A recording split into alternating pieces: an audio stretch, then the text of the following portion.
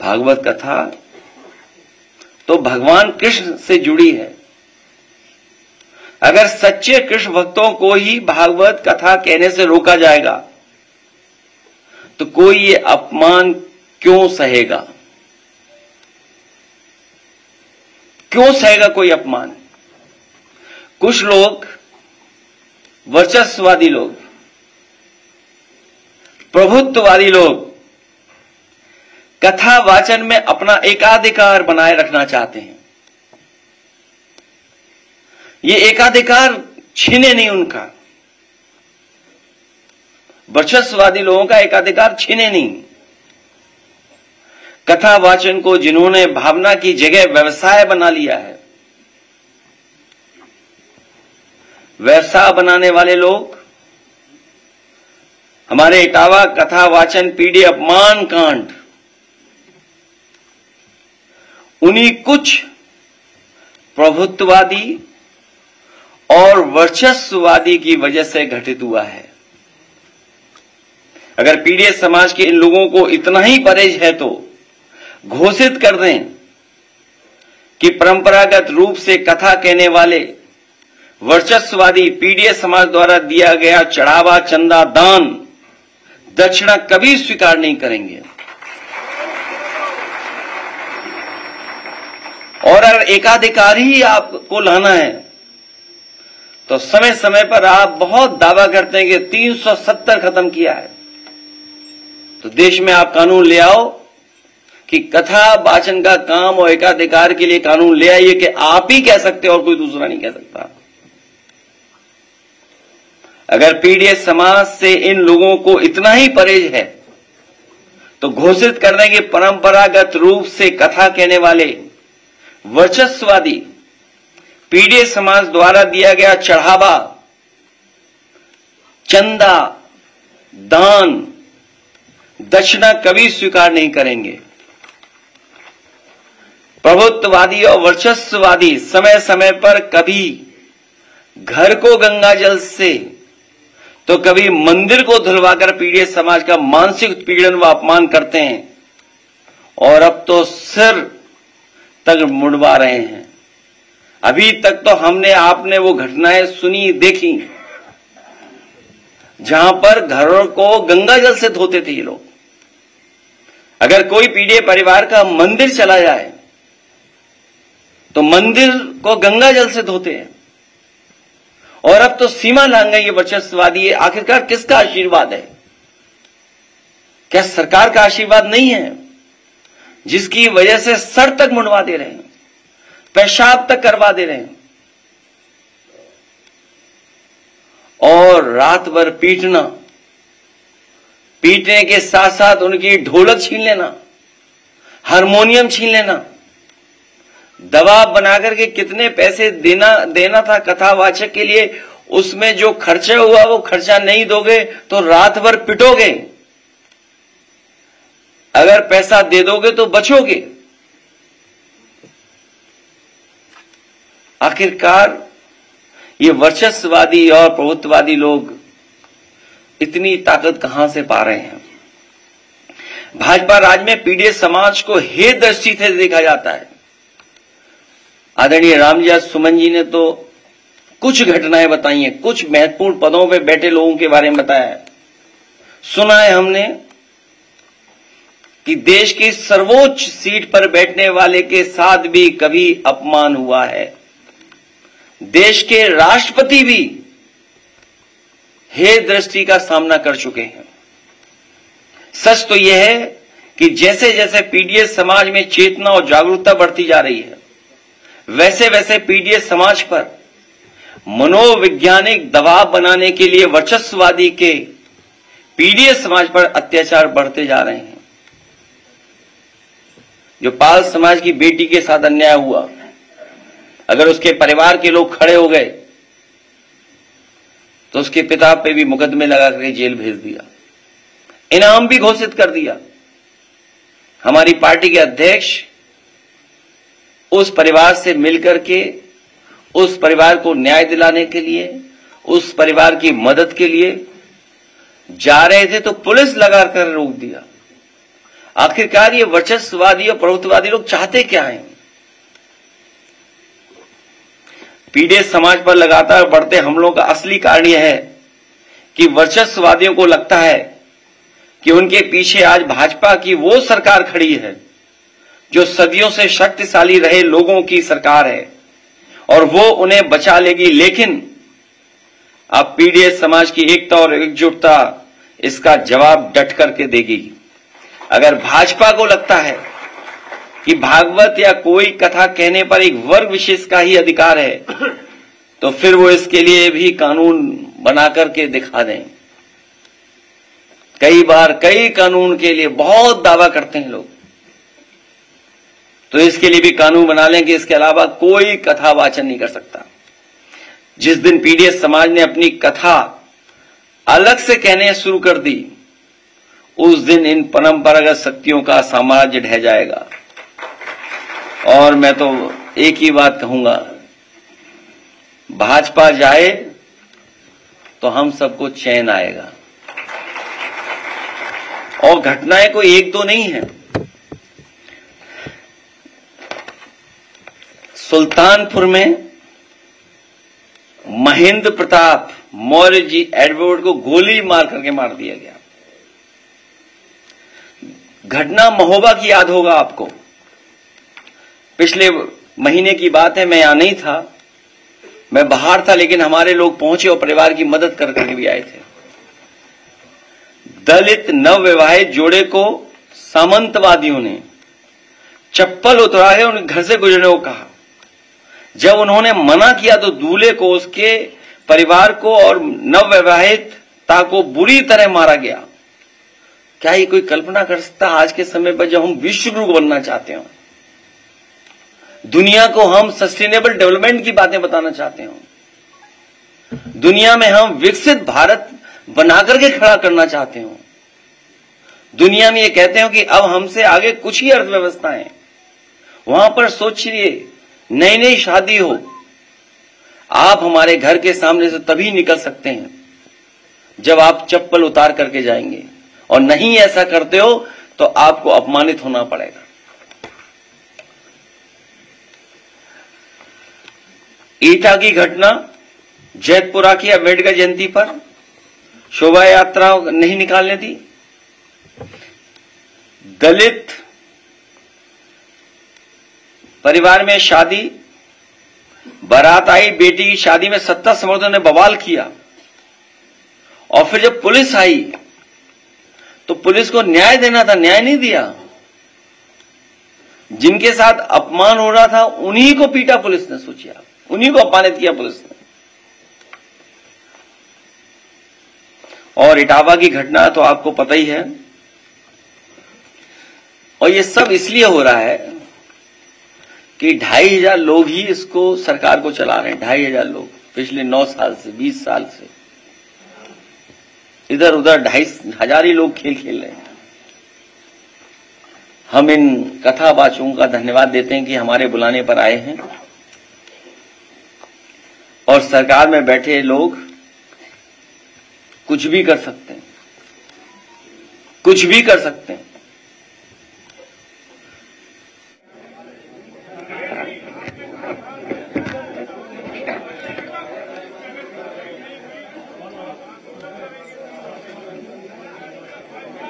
इसके अलावा हम पे रास्ता क्या है?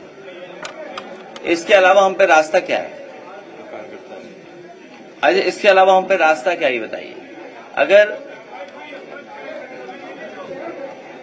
आप लोग रुक जाओ, थोड़ा आवाज कम करो, तो कुछ प्रेस के लोग सवाल पूछ रहे। रुक जाइए, कागज बाद में ले ली जाएंगे। रुक जाओ, सिक्योरिटी वालों दे दो कागज, ले ले कोई सिक्योरिटी वाला। हाँ, अब पूछो, क्या कार्रवाई हुई है? भाई उसके चैन थी, वो नहीं दी गई।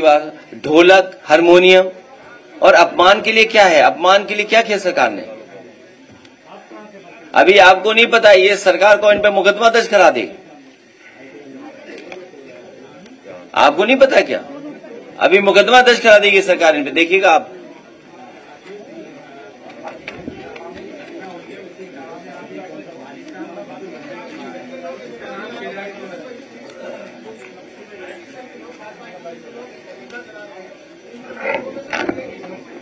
बीजेपी पूरी हिस्ट्री सीटर है, ये नहीं पता आपको? पूरी पार्टी हिस्ट्री सीटर है। आप बताओ कौन सी धारा वापस ली गई मुख्यमंत्री से? बताओ, मुख्यमंत्री ने अपनी धारा कौन सी वापस ली? बताओ, डिप्टी सीएम ने कौन सी धारा वापस ली अपनी? अरे भाई, पैसे देकर कुछ भी लिखवा दो किसी से मीडिया में, हम आपके बारे में कुछ लिखवा दें तब ये कोई बात हुई? कोई भी लिखवाने लगेगा तो आखिरकार व्यवस्था को खराब किसने किया है? हम न्याय कहां मांगने जाएं? थाने में बताइए आप, पुलिस क्या कर रही है? कौशाम्बी का एक एग्जाम्पलरी है एक केस, पाल समाज की बिटिया के साथ घटना हुई, उसके पिता को जेल भेज दिया, इनाम घोषित कर दिया। क्या नहीं घोषित हुआ? बताओ आप भाई, जिसकी बेटी के साथ घटना हुई हो उसी के पिता पर आरोप, उसी को जेल भेज दिया, उसी पे 25,000 रुपए का इनाम घोषित हो गया, और सरकार में बैठे लोग अपने केस वापस ले रहे हैं।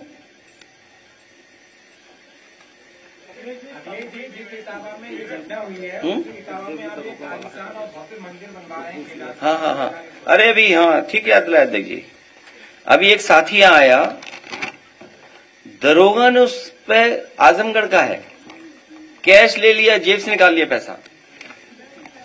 हाँ आजा बेटा, यहां आजा, बताइए, दरोगा ने कैश ले लिया उस पे, जेब से पैसा कितना निकाल लिया बेटा?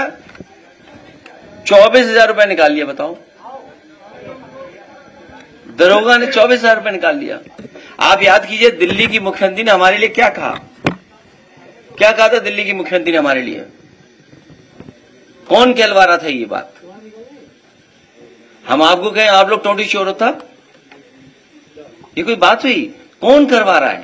बीजेपी करवा रही है। ये है, देखो बताओ, गरीब लड़का, बताइए, 24,000 रुपए ले लिए दरोगा ने इससे।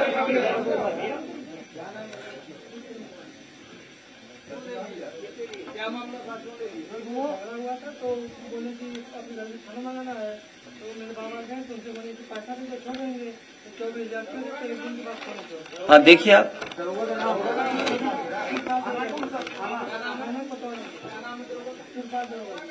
अरे दरोगा क्या, तुम्हें लखनऊ में पैसा चल रहा, दरोगा दरोगा कर रहे हो तुम यार। अरे तुम यार दरोगा के चक्कर में पड़े हो। दरोगा दे किसको रहा है? ठीक बेटा, हम दिलवा देंगे, नहीं हो 24,000 हम लोग देंगे और दरोगा से भी दिलवाएंगे तुम्हें, क्यों? सच बोलने के लिए।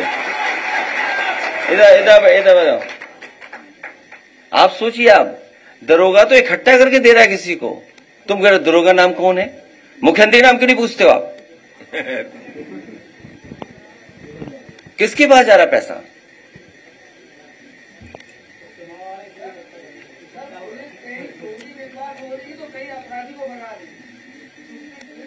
क्या ये बताइए आप, अभी एसडीएम पिटा विधायक से, और आप में से कुछ लोग हैं पत्रकार जो न्यूज बदल रहे हैं। जो अखबार आरएसएस बीजेपी का है, बिका हुआ अखबार, वो क्या न्यूज बदल रहा है? आपको याद होगा अखबार का एक जमाने का, हालांकि उस तरफ मैं जाना नहीं चाहता था। याद है पोस्टर कैसे लगते थे लखनऊ में? न दलितों की बनी रानी, न यादव की कहानी। याद है आपको? याद कीजिए आप, क्या न दलितों की रानी न यादवों की कहानी? ये सब भूल जाएंगे हम लोग? बताओ, विधायक ने एसडीएम के थप्पड़ मारा, दरोगा के थप्पड़ मारा,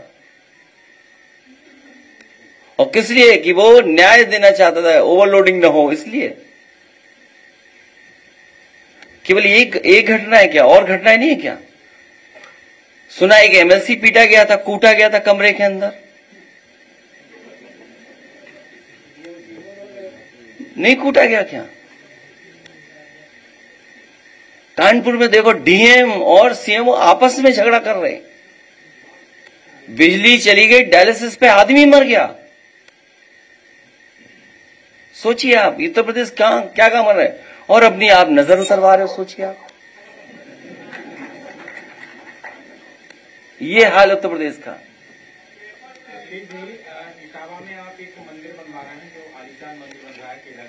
उसमें भी बीजेपी के लोग तिगड़म लगा रहे हैं।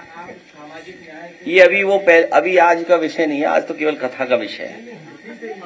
डीएलएड के अभ्यर्थियों का जो अध्यक्षता कर रहे हैं रजत सिंह, वो लखनऊ में ज्ञापन वो अलग विषय है। भेज दिया जाता है। क्या चीज? रजत यादव लखनऊ में ज्ञापन देने आते हैं, डीएलएड की जो अध्यक्षता कर रहे थे उनको जेल भेज दिया। किस केस में? यहाँ पे ज्ञापन देने आए, उठा ले गए, उसको 3 दिन बाद रिहा किया गया। कल सोशल मीडिया पर काफी वायरल हुआ। अच्छा, मैंने जानकारी नहीं मुझे,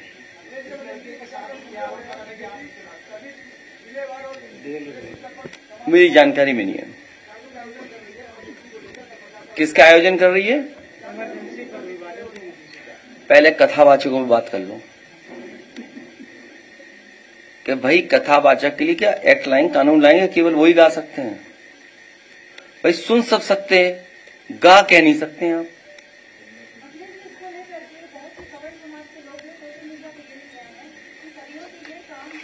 मैंने कभी सवर समाज को नहीं कहा, मैंने केवल वर्चस्ववादी कहा है। सवर समाज को क्यों बुरा लग रहा है ये आप चेक करिए। उनको क्यों तकलीफ है? भाई हमने तो किसी को नहीं कहा, हमने तो वर्चस्ववादी कहा। भाई हमारे रामजी सुमन जी के साथ किससे किया? वर्चस्ववादी लोगों ने किया। यहाँ सब समाज के लोग बैठे हैं, आप में सब समाज के लोग हैं। अभी एक साथी आया जो कथावाचक को सम्मान दिया, वो पीछे बैठा है साथी। तो ये थोड़ी है कि, लेकिन बीजेपी कुछ और तरीका अपना रही है।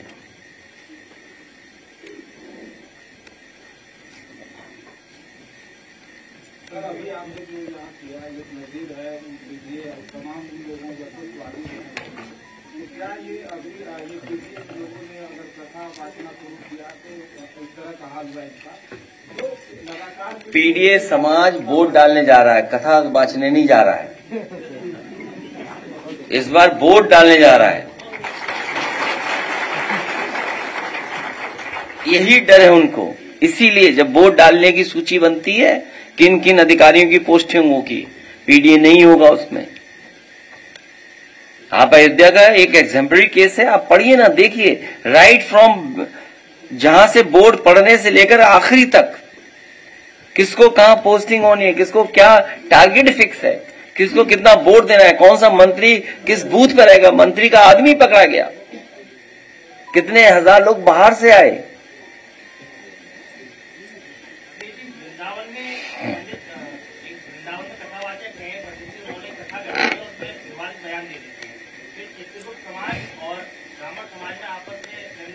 वो मुझे जानकारी नहीं है, लेकिन इतना पता है मुझे, मथुरा वृंदावन में भी जमीन बहुत बीजेपी के लोगों ने कब्जा की है, इतनी कब्जा की है।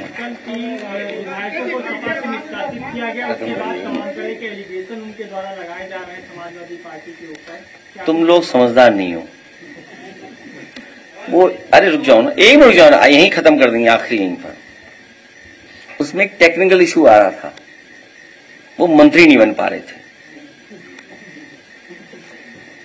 उनको ये कह के टाला जा रहा था कि अभी आप समाजवादी पार्टी के हैं और अगर आप मंत्री बनाए जाएंगे तो आपको अपनी सदस्यता छोड़नी पड़ेगी, चुनाव दोबारा होगा, बाई इलेक्शन होगा।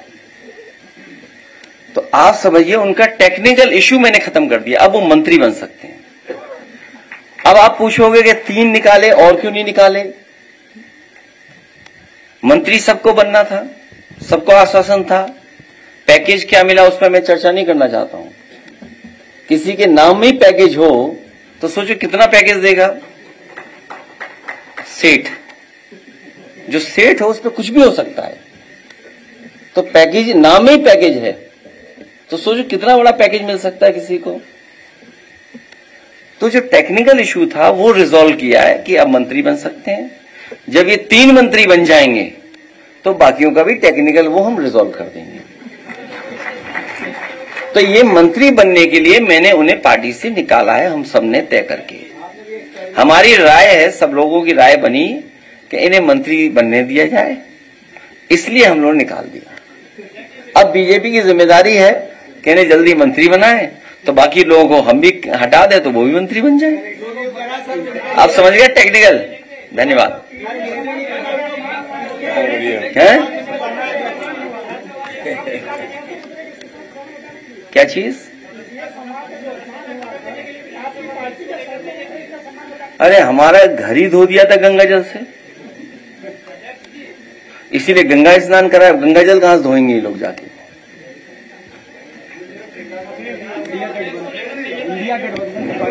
चलिए बहुत धन्यवाद।